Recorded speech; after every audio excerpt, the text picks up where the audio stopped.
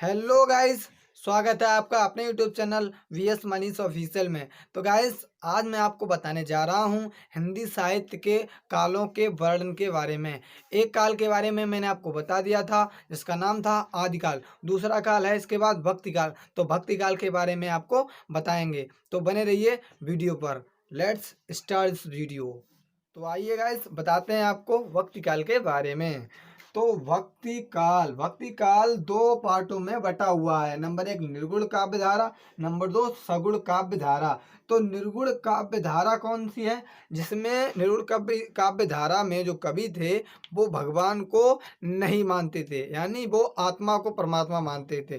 तो इसीलिए इनके जो कवि को निर्गुण कहा गया है। और सगुण काव्य धारा के कवि वो कवि थे जो भगवान में आस्था रखते थे या जो भगवान को मानते थे। तो आइए आपको आगे बताते हैं। तो निर्गुण काव्य धारा भी दो प्रकार की है या दो पार्टों में डिवाइड है। नंबर एक है इसमें ज्ञान मार्गी। क्या है? ज्ञान मार्गी, ज्ञान मार्गी शाखा। और नंबर दो है इसमें प्रेम मार्गी शाखा। प्रेम मार्गी शाखा।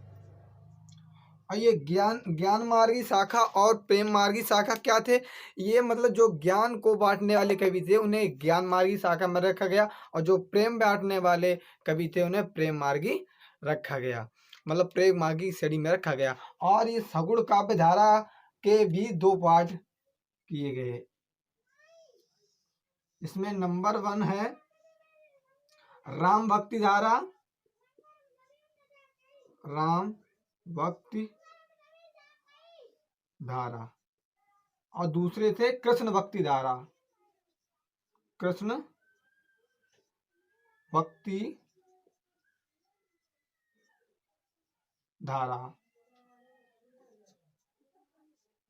मतलब अब ये राम भक्ति धारा कवि कौन थे? जो राम को अपने परमेश्वर मानकर रचनाएं करने वाले, उन्हें राम भक्ति धारा के कवि कहा गया। और कृष्ण को अपने परमेश्वर या भगवान मानकर रचना करने वाले कवियों को कृष्ण भक्ति धारा के कवि कहा गया। तो आइए आज आपको एक एक करके सारे कवि बताते हैं और उनकी रचनाएं भी बताएंगे। तो आइए हम बात कर लेते हैं विशेषताओं के बारे में। तो विशेषताएं भक्ति काल की जो विशेषताएं रही हैं उसमें नंबर एक है भक्ति रचनाओं की प्रमुखता। जो मतलब भक्त के रूप में रचनाएं हुई हैं, भक्ति रचनाओं की प्रमुखता, मतलब इसमें भक्ति रचनाएं बहुत ही इंपॉर्टेंट रही हैं, मतलब इस कारण में भक्ति रचनाएं बहुत ही इंपॉर्टेंट रही हैं। दूसरी है श्रृंगार रस का वर्णन। इसी काल में श्रृंगार रस का वर्णन, इसी काल में श्रृंगार रस का भी वर्णन हुआ है, इसलिए इसकी विशेषता हो गई। अगली है गुरु की महत्ता। जो गुरु की महत्ता, यानी भक्ति काल में गुरु को बहुत ही महत्ता दी गई है, इसलिए ही इसमें ये विशेषता भी रही है। अगली बात है हमारी भारतीय संस्कृति की रक्षा। मतलब भारतीय संस्कृति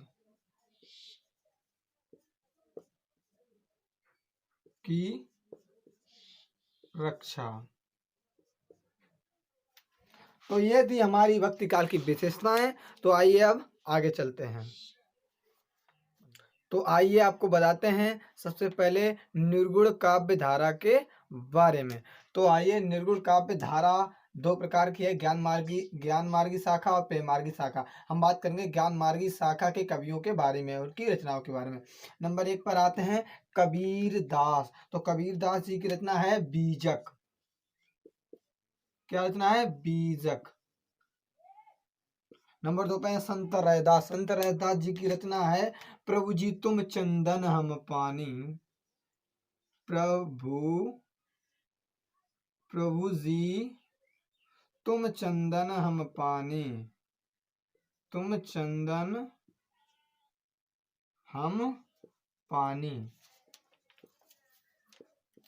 ये संत रैदास जी की रचना है। प्रभु जी तुम चंदन हम पानी। नानक जी की रचना है गुरु नानक संदेश, गुरु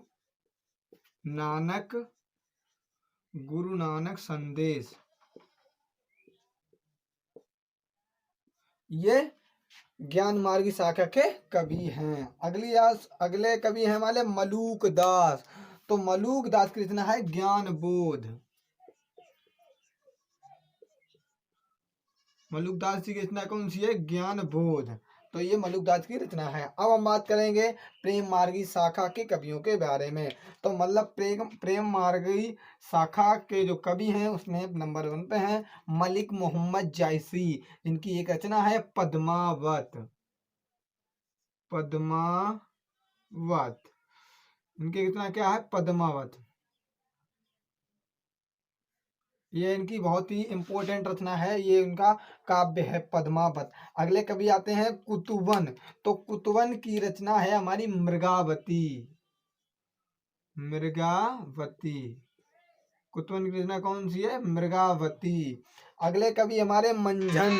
तो मंझन की रचना है मधुमालती।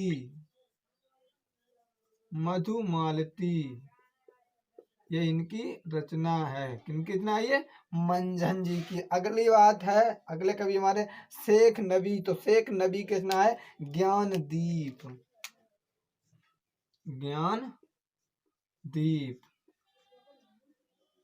तो ये थे हमारे निर्गुण काव्य धारा के कवि। तो आइए आपको बताते हैं सगुण भक्ति धारा के कवियों के बारे में। तो सगुण भक्ति धारा के कवि 2 टाइप के हुए हैं, एक राम भक्ति धारा, एक कृष्ण भक्ति धारा। तो राम भक्ति धारा में 2 इंपॉर्टेंट कवि रहे हैं जो मैंने आपको बताए हैं, तुलसीदास, केशवदास।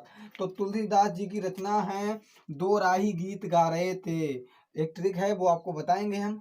तो जिसमें दोहावली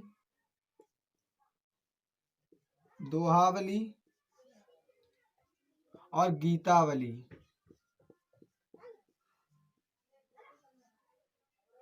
ये इनकी 2 रचनाएं हैं। और भी इनकी रचनाएं हैं हनुमान चालीसा है, और दोहावली, गीतावली, हनुमान चालीसा, या और भी इनकी रचनाएं हैं।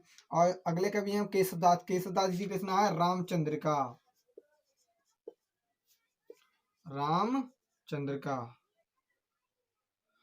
राम भक्ति धारा में 2 ही इंपॉर्टेंट कवि हैं जिनको बारे में मैंने आपको रूबरू करा दिया है। अब अगली बात करते हैं कृष्ण भक्ति धारा के बारे में।